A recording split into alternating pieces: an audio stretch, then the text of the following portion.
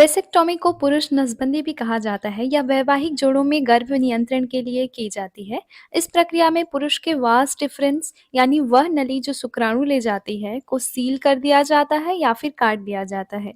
यह प्रक्रिया 99.99% प्रभावशाली है और इस सर्जरी को रिवर्स भी किया जा सकता है, मतलब शुक्राणु की नली को वापस जोड़ा जा सकता है। लेकिन हाँ, यह हमेशा सफल नहीं होता है। ऐसे में केवल तभी आप ये सर्जरी करवाएँ, तभी वेसेक्टोमी कराएँ, नसबंदी कराएँ, जब आपको बच्चे बिल्कुल भी ना चाहिए हों। नसबंदी या तो किसी सर्जन के क्लिनिक में की जाती है या फिर आउट पेशेंट सेंटर्स में जो नसबंदी केंद्र होता है, वहाँ की जाती है। इसमें आपको सर्जरी के दिन ही डिस्चार्ज मिल जाता है। आपको ठीक होने के लिए 7 से 9 दिन का समय लगेगा। सर्जरी के बाद आपको 1-2 बार और क्लिनिक जाना होगा, जिसमें आपके वीर्य को, सीमेन को चेक किया जाएगा कि उसमें शुक्राणु आ रहे हैं कि नहीं, स्पर्म आ रहे हैं कि नहीं। पुरुष नसबंदी जो कि ज़्यादा फेमस नहीं है, क्योंकि पुरुषों के दिमाग में बहुत सारे सवाल रहते हैं कि क्या वेसेक्टॉमी कराने के बाद या नसबंदी कराने के बाद उनका सेक्सुअल लाइफ प्रभावित होगा, ऑर्गेज़म फ़ील करने की कैपेसिटी इफ़ेक्ट होगी। तो आपको बता दें कि ऑर्गेज़म फ़ील करने के लिए टेस्टोस्टेरोन का लेवल हाई होना चाहिए, जिस पर कोई प्रभाव नहीं पड़ता आफ्टर वेसेक्टॉमी। तो वेसेक्टॉमी कराने से केवल वास डिफरेंस को काटा जाता है, यानी कि शुक्राणु ले जाने वाली नली को ही काटा जाता है। तो आपका टेस्टोस्टेरोन लेवल मेंटेन रहता है, जिसकी वजह से ऑर्गेज़म या फिर सेक्सुअल लाइफ पे कोई इफ़ेक्ट नहीं पड़ता। वो नॉर्मली दे कैन लीव। तो पार्टनर से अगर आपको सलाह है कि उनको बच्चे नहीं चाहिए, तो आप पुरुष नसबंदी के लिए जा सकते हैं, क्योंकि नसबंदी के बाद वीर्यपात होता तो है, सीमेन रिलीज होता तो है, लेकिन उसमें शुक्राणु नहीं होते हैं। अच्छा, पुरुष नसबंदी की आवश्यकता कब पड़ती है? जो पुरुष निश्चित तौर पर भविष्य में किसी भी तरह से महिला को गर्भवती नहीं करना चाहते, उनके लिए पुरुष नसबंदी की सिफारिश की जाती है। पुरुष नसबंदी पुरुषों को एक तरीके से स्टेरिलाइज़ कर देती है, बाँझ बना देती है, जिसके बाद वे किसी महिला को प्रेग्नेंट नहीं कर सकते, गर्भवती नहीं कर सकते। पुरुष नसबंदी को थोड़े समय के लिए जन्म नियंत्रण के लिए इस्तेमाल नहीं किया जा सकता। अगर आप चाहते हैं कि बाद में आपको फिर बच्चे चाहिए, तो आपको ये वेसेक्टॉमी कभी नहीं करानी चाहिए। पुरुष नसबंदी की प्रक्रिया को वापस करने के लिए जो ऑपरेशंस होते हैं वो काफ़ी कॉम्प्लिकेटेड होते हैं। तो अगर आपको बच्चे फ्यूचर में बिल्कुल भी नहीं चाहिए, तभी आप वेसेक्टोमी कराएँ, इस बात का बहुत अच्छे से ध्यान रखें। वेसेक्टोमी से पहले बहुत सारी चीज़ें होती हैं, जैसे आपको डॉक्टर से सलाह लेना पड़ता है। आप डॉक्टर के पास जाएँ और सुनिश्चित करें कि ये प्रोसेस कैसे होगा, कितने समय में ठीक होगा। इस चीज़ को समझने के लिए वो बहुत सारी चीज़ें बताते हैं, जैसे कि नसबंदी से पहले आपको क्या नहीं करना है, क्या करना है। तो पहले अपॉइंटमेंट के दौरान डॉक्टर कुछ खास चीज़ों को डिस्कस करेंगे, जैसे कि या समझना कि पुरुष नसबंदी स्थायी होती है, और अगर आपके लिए कोई भी ऐसी संभावना है जिससे आपको भविष्य में बच्चा पैदा करने की ज़रूरत पड़ सकती है, तो पुरुष नसबंदी करवाना, वेसेक्टॉमी करवाना आपके लिए सही विकल्प नहीं होगा। पुरुष नसबंदी यानी वेसेक्टॉमी कैसे की जाती है, इस पर आपको जानकारी होनी चाहिए। वेसेक्टॉमी का ऑपरेशन आमतौर पर अस्पताल या किसी सर्जरी केंद्र में किया जाता है। इसमें लगभग 30 मिनट का समय लगता है। प्रक्रिया के दौरान आप होश में ही रहेंगे। आपकी अन्नकोश की थैली को शून्य करने के लिए डॉक्टर लोकल एनेस्थीसिया का उपयोग करते हैं, यानी आपको बेहोश नहीं करते हैं। ऑपरेशन के दौरान डॉक्टर एक विशेष उपकरण से अन्नकोश की थैली में एक छोटा सा चीरा लगाते हैं और उसी उपकरण से उसे छेद को आराम से फैलाया जाता है, जिसके अंदर की ट्यूब तक पहुंचा जा सके। और जैसे ही ट्यूब मिलती है, तो उस छोटे से छेद के अंदर से ट्यूब की सतह को बाहर लेके आया जाता है।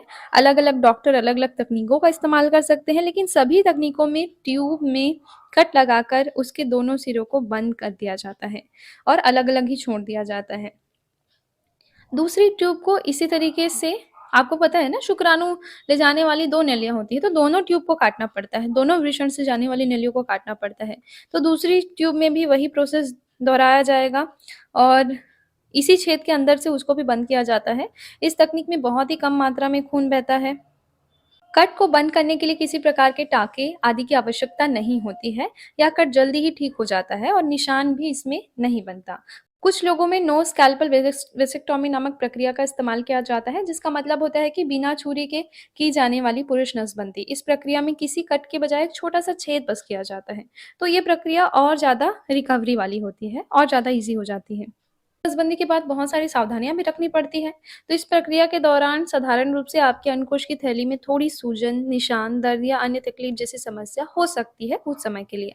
अगर आपको ज़्यादा समस्या हो रही है, तो दर्द को कम करने के लिए आप दर्द निवारक दवाइयों, पेन किलर्स का इस्तेमाल कर सकते हैं, जैसे कि पैरासिटामोल आदि। वैसे डॉक्टर आपको वो प्रिस्क्राइब कर ही देंगे। अगर पेन किलर के बाद लेने के बाद भी आपको तकलीफ कम नहीं होती, तो इसके बारे में आपको डॉक्टर से फिर से सलाह लेनी पड़ेगी। ऑपरेशन के बाद 1-2 बार वीर्यपात करने के दौरान वीर्य के साथ खून आ सकता है, जो थोड़ा बहुत जमा हुआ रहता है। यह साधारण सी स्थिति होती है, जो कि आपके लिए कोई हार्मफुल नहीं है, हानिकारक नहीं होती है, तो इससे डरने की ज़रूरत नहीं है। ऑपरेशन के बाद दिन और रात में टाइट फिटिंग वाले अंडरवियर पहनें, जो अंडकोशों को सहारा प्रदान करे। आजकल मेडिकल्स में ये अवेलेबल हैं और इससे आपकी सूजन और दर्द को कम करने में भी मदद मिलती है। अपने अंडरवियर को रोज़ाना बदलते रहें। ऑपरेशन के बाद नहाना आमतौर पर आपके लिए सुरक्षित होता है। यह सुनिश्चित करने के लिए नहाने के बाद आपने अपने जननांगों को अच्छे से साफ कर लिया है, ये ज़रूर सुनिश्चित करें। ऑपरेशन के बाद आप उतनी ही जल्दी से वापस ऑर्गेज़्म ऑर्गेज़्म को फ़ील कर सकते हैं या सेक्स कर सकते हैं, जितनी जल्दी आप इसमें सुविधाजनक महसूस करते हैं। तो इससे आपकी सेक्सुअल लाइफ़ पे या साथी के साथ संबंधों पे कोई प्रभाव नहीं पड़ेगा। हालाँकि कुछ दिन तक इंतज़ार करना फ़ायदेमंद होता है, क्योंकि पूरी तरह से अगर आप ठीक कर देते हैं, तो और अच्छा है। ऑपरेशन करने के बाद तुरंत किए गए वीर्यपात में शुक्राणु हो सकते हैं, जो कि ट्यूब में बचे हुए होते हैं। तो शुक्राणुओं के पूरी तरह खत्म होने में समय लगता है, औसतन 20 से 30 टाइम्स, यानी 20 से 30 बार आप सीमेन रिलीज़ कर लें, इजैकुलेट कर लें, तब तक शुक्राणु पूरी तरीके से ट्यूब से साफ हो जाते हैं। तो जब तक आपके 2 क्लियर सीमेन टेस्ट नहीं हो जाते, इसलिए 1-2 बार और क्लिनिक में आपको जाके चेक कराना चाहिए। सीमेन टेस्ट में अगर एक भी शुक्राणु नहीं आता है, तो आप वापस से अपने सेक्सुअल लाइफ में जा सकते हैं। और उस समय आपको कोई चिंता की ज़रूरत नहीं है कि आप किसी पार्टनर को प्रेग्नेंट कर लेंगे, अपने पार्टनर को प्रेग्नेंट कर लेंगे, या फिर आपका गर्भ निरोधन नहीं होगा। तो ऐसे प्रॉब्लम से बचने के लिए आप एक बार ज़रूर कंफर्म कर लें कि सीमेन में स्पर्म्स आ रहे हैं या नहीं। उसके बाद ही ये अश्योर करें कि आपको अब किसी तरीके से गर्भ निरोधन की ज़रूरत नहीं पड़ेगी। या तो ये सलाह दी जाती है कि अगर आप अभी भी सीमेन टेस्ट में सीमेन आ रहा है, तो आप कॉन्डोम का यूज़ कर सकते हैं। ऐसे तो जनरली ये सलाह दी जाती है कि कुछ समय तक आपको कॉन्डोम का यूज़ करना चाहिए, but after that you can just relax and enjoy your life.